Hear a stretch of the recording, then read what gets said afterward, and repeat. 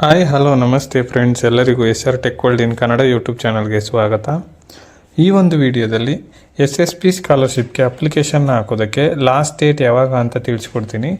ಬನ್ನಿ ವಿಡಿಯೋನ ಸ್ಟಾರ್ಟ್ ಮಾಡೋಣ. ನಿಮಗೇನಾದರೂ ಡೌಟ್ ಇದ್ದರೆ ನನ್ನ ಒಂದು ಟೆಲಿಗ್ರಾಮ್ ಚಾನಲ್ ಲಿಂಕ್ನ ಈ ಒಂದು ವಿಡಿಯೋ ಡಿಸ್ಕ್ರಿಪ್ಷನಲ್ಲೂ ಕೂಡ ಕೊಟ್ಟಿರ್ತೀನಿ.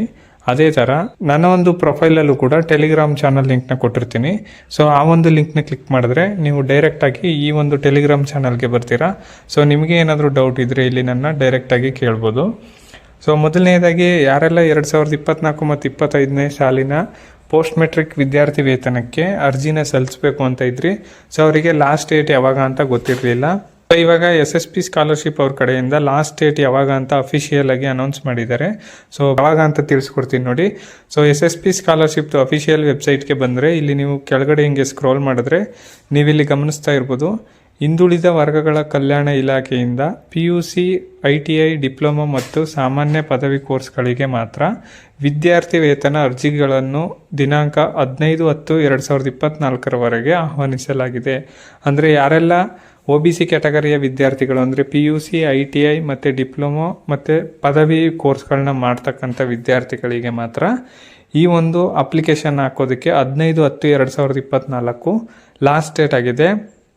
ಅದೇ ಥರ ಹಿಂದುಳಿದ ವರ್ಗಗಳ ಕಲ್ಯಾಣ ಇಲಾಖೆಯಿಂದ ಯಾರೆಲ್ಲ ಸ್ನಾತಕೋತ್ತರ ಮತ್ತು ವೃತ್ತಿಪರ ಕೋರ್ಸ್ಗಳನ್ನ ಮಾಡ್ತಾ ಇರ್ತಾರೆ, ಸೊ ಅಂತಹ ವಿದ್ಯಾರ್ಥಿಗಳಿಗೆ ಇನ್ನೂ ಕೂಡ ಅರ್ಜಿನ ಆಹ್ವಾನಿಸಿಲ್ಲ, ಅಂದರೆ ಅಪ್ಲಿಕೇಶನ್ನ ಸ್ಟಾರ್ಟ್ ಮಾಡಿಲ್ಲ.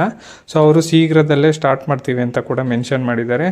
ಸೊ ಇಲ್ಲಿ last date for application submission ಅನ್ನೋದ್ರ ಮೇಲೆ ನೀವು ಕ್ಲಿಕ್ನ ಮಾಡಿಕೊಂಡ್ರೆ ಸೊ ನೀವಿಲ್ಲಿ ಗಮನಿಸ್ತಾ ಇರ್ಬೋದು, ಹಿಂದುಳಿದ ಕಲ್ಯಾಣ ಇಲಾಖೆಯ ಮೆಟ್ರಿಕ್ ನಂತರದ ವಿದ್ಯಾರ್ಥಿ ವೇತನಕ್ಕೆ ಅರ್ಜಿ ಸಲ್ಲಿಸಲು ಕೊನೆಯ ದಿನಾಂಕ 15/10/2024 ಆಗಿದೆ.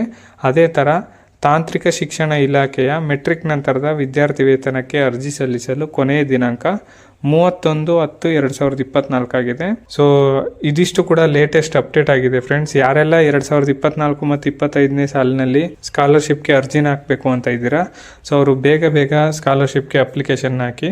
ಸೊ ಇದಾಗಿತ್ತು ಇವತ್ತಿನ ವಿಡಿಯೋ ಫ್ರೆಂಡ್ಸ್. ನಿಮ್ಗೇನಾದರೂ ಈ ವಿಡಿಯೋ ಇಷ್ಟ ಆಗಿದ್ರೆ ಲೈಕ್ ಮಾಡಿ ಮತ್ತು ಶೇರ್ ಮಾಡಿ. ಏನಾದರೂ ಡೌಟ್ ಇದ್ದರೆ ನನಗೆ ಕಮೆಂಟಲ್ಲಿ ತಿಳಿಸಿ. ಧನ್ಯವಾದಗಳು.